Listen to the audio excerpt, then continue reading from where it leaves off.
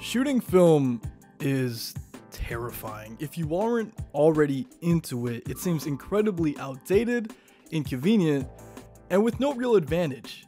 However, emulating it digitally has never been more popular. I mean, there's entire lineups of cameras that are sold exclusively for their ability to do so. My main camera is widely praised for this film emulation ability, and it's one of the biggest reasons why I got it in the first place. But how does it stack up against the real thing?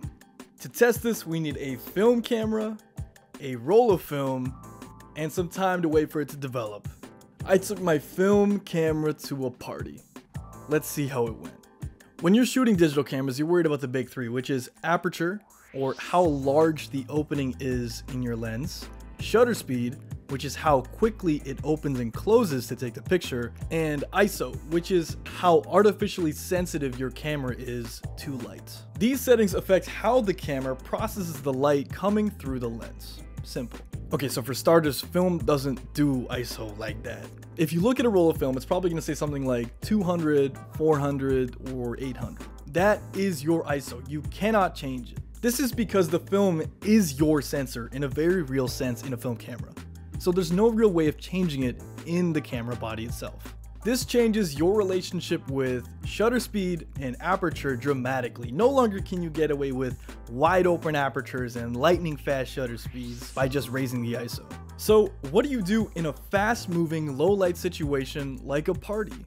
First, toss me subscribe. I really appreciate all of the views you guys give me. Thank you so much. And I put up videos every single Thursday. Thank you. The next thing, of course, is to buy high ISO film. These photos were taken on a roll of Portra 800, so 800 ISO. This went a long way in letting me shoot at night without any direct sunlight, as well as indoors. Higher ISO film also has this beautiful grainy quality to it that you can't easily replicate using digital means. The second method is, I have never used the flash so much in my entire life. I knew that using the flash to achieve a filmic quality to your photos was necessary, but using it firsthand on a film camera really opened my eyes. You absolutely need that extra lighting if you want to shoot anything that involves action or movement. It really makes me appreciate my modern cameras because, man, having decent ISO performance is absolutely game-changing in retrospect. So when you're indoors and you don't have a lot of lighting, just make sure to use that flash and get that high ISO film. Both of these are essentially up to planning. Even the flash requires me to press the button to charge it up so that I'm ready to take the shot when it happens. However, the power of film to me is the spontaneity of it. The idea that you only have so many exposures, so many shots, and that if you're paralyzed by fear of missing one, you're never gonna get anything at all. You gotta focus. Get it? Because like I'm gonna talk about focusing now. You get it? You guys get it? Okay, cool. Focusing on film is really interesting. You have two main styles of like 35mm, like your standard film camera. Rangefinders are really cool to me. I'm gonna do a video on them later, but basically they use sort of like a prism that overlays a part of the image over the image in the viewfinder, and you kind of have to align the two of them by focusing, and that lets you know that whatever you just aligned in frame is in focus. It sounds a little complicated, but it's really cool and it's really easy, I think, when you get the hang of it. Again, I really want to do a video on them, so let me know if you have any recommended cheap rangefinders for me to try out. The other type of camera is the SLR. Basically, it uses a mirror on the inside of the camera to bounce the image from the lens up into the viewfinder so that you can see exactly what is going on inside the lens. This all matters because I was focusing completely manually. There is no autofocus on this lens camera combo. This meant that I either had to pre-focus on a subject before something happened, quickly turn around and whip focus on something that, is happening, or just ask my subject to hold still as I did it. That first method of just pre-focusing works pretty consistently. As long as you have a good feel for what people are doing at the party or event or whatever you're doing, you can usually get some pretty good shots out of it. This does leave you open to any other situation happening, and which is probably happening because hopefully your party has more than 2 people. That's when you need to practice those fast composition skills, those fast focusing skills, that ability to quickly change the settings on your camera just enough that you can get the shot off. That is super fun to me because it's really testing you, and oftentimes you get really cool shots out of things you didn't really mean to get. And the cool thing about film to me is also that even if you're out of focus, it still looks really cool like a lot of the times. And even if you screw up the settings, if your shutter speed isn't fast enough or whatever, you can still get some really cool shots. Now, of course, the last method is just to say, hey guys, can you hold still for a second? Let me take a picture.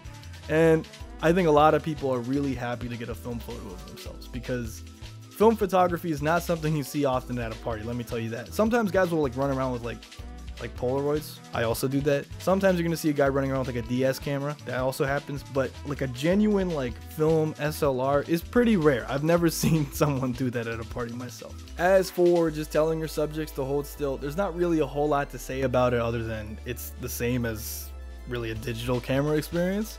It's so cool. I really like it, and I think it's a good way of getting those shots that people are asking for so that you can focus on some more tricky situations. So that was my experience of bringing my camera to a party.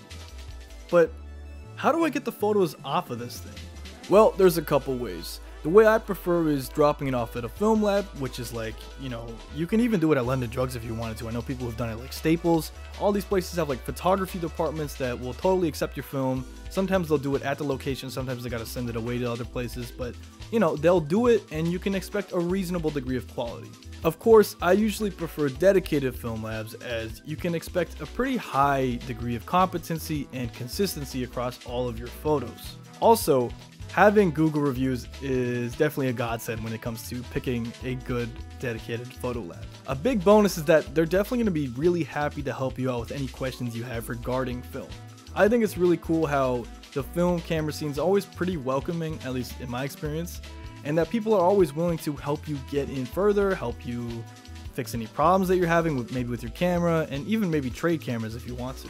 Many people also develop film by themselves. This is not something I would recommend to beginners, as it involves a pretty specific mix of chemicals, a dark space, and it's generally a lot of work. If you're beginning, just drop it off to a film lab, spend 20 bucks. I don't know how much it is in your area. They'll also scan it for you, probably for a pretty small fee as well. So make sure to get them scanned, because that's how you're going to be sharing them. So once you've dropped it off, you're probably going to get an email in anywhere from a day to a week, maybe 2 weeks, I don't know.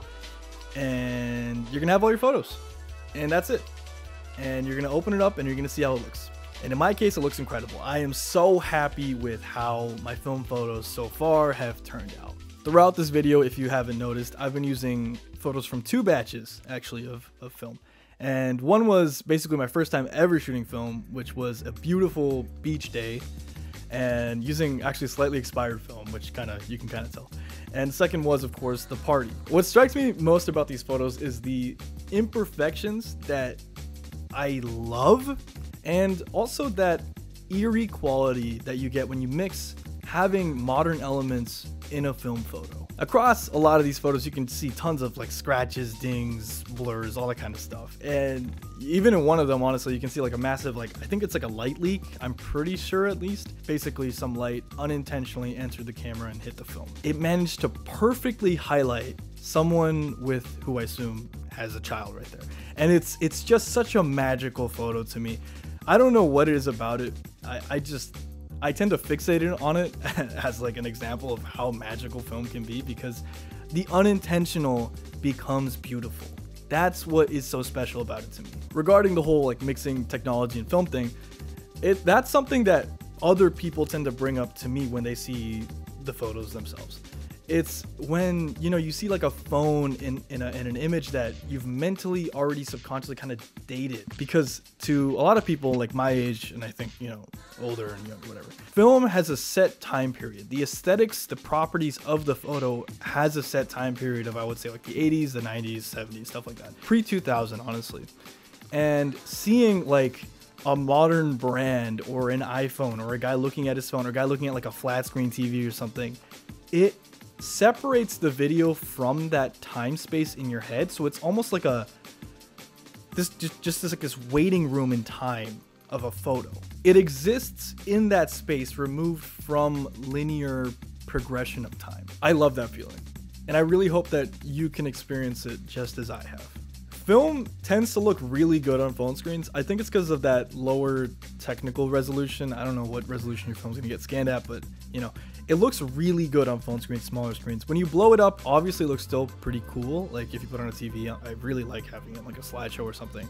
But it tends to look amazing on a phone because, again, with film, you are kind of smoothing over those blemishes with almost like filmic imperfections, if that makes sense, and having it on a smaller screen adds to that quality. I don't know, I haven't scripted that part, I have no idea what I'm talking about here, but that's what I've tended to notice. Anyway, that is my experience of shooting film at a party. With film, in my limited experience, there's no 100% surety. You can crank that number up as you become more experienced, but at the end of the day, there's always that 1% chance, right? Sometimes, like, the roll comes out blank, sometimes the shot's out of focus, sometimes you underexposed, or you were off by a second. You just don't know. You don't know, and you have to learn to accept that, so that when it does come out perfectly, or in a way that you didn't expect, it's a magical feeling. That's what film is about to me. You don't know what you're gonna get, but oftentimes what you do get is better than you could ever have imagined. Thank you guys for watching. I drop videos like every single Thursday on a variety of things. I'm not just like a photo guy. I talk about a lot of other stuff. If you enjoyed this video, thank you so much. Drop a comment if you want to keep talking. Leave a like if you liked it. And of course, subscribe. Thank you.